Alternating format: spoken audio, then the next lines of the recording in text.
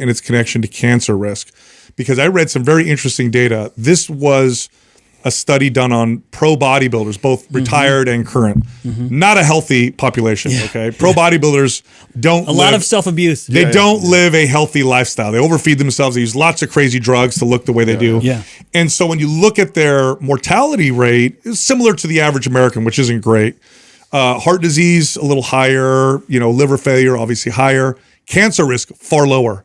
Really? Pro bodybuilders, far lower cancer risk. And I'm like, these are some of the most unhealthy people in terms of athletes.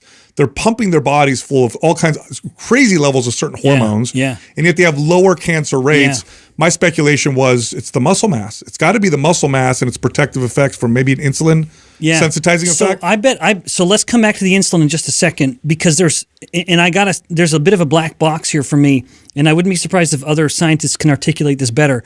I will never forget, there was an in vitro, so a cell culture based study I saw one time. They took the blood of people exercising and put it on cancer cells, and they died. Whoa. And so I believe they implicated some of these myokines. So myokine is the term to refer to hormones from the muscle. And the muscle is a very active endocrine organ. It pumps out tons of hormones. Right. Some of these hormones may have these anti-cancer properties it was literally, if you looked at the population of the cancer cells in the petri dish, it died. They died. Much, much more than normal, which was just them surviving. So there is probably a connection from the working muscle to the cancer cell that I don't know.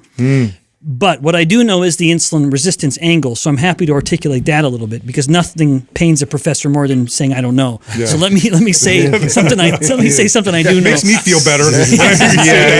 Yes. Yeah. So with insulin resistance, everyone listening ought to look up the work of a scientist. He's at Boston University or Boston College. His name is Thomas Seyfried. I need to mention him because everything I'm about to say is me relying on his data.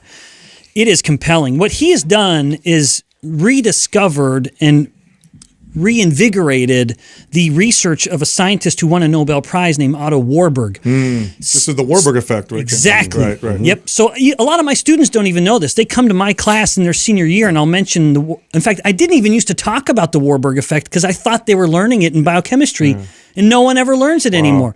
So the Warburg effect was this phenomenon observed by this scientist in Germany. Mind you, he was a Jew in Nazi Germany, and his accomplishments were so significant that Hitler let him keep a lab. Wow. I mean, just appreciate that. Think about that for a second. Wow. Yeah. I mean, pretty impressive fellow.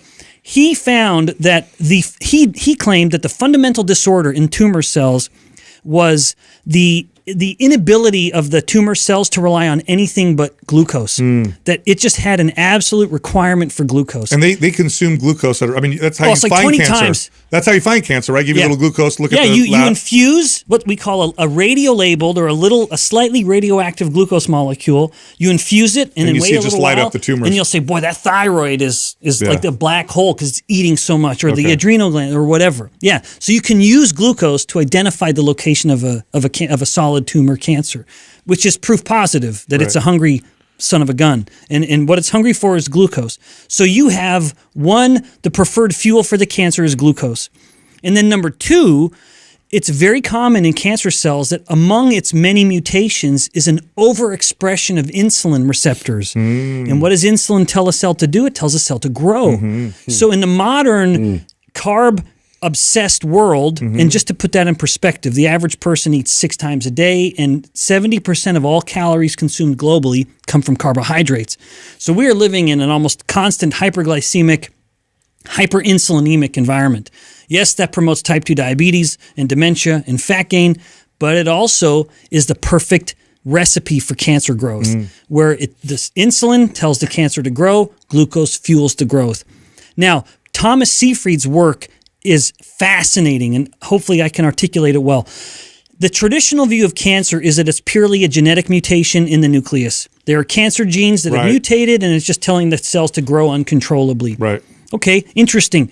So what Thomas Seyfried did is he took the nucleus from a tumor cell and put it into a healthy cell. I mean, appreciate just the... So here we go, mutated nucleus, theoretically. Into a healthy cell, and the cell stayed healthy. Fine. No problem at all. Then he went and took the mitochondria of the cancer cell, put it into the healthy cell. Don't tell me it became cancer. Cancer. Oh, wow. So his whole view is this is not a genetic problem in the nucleus.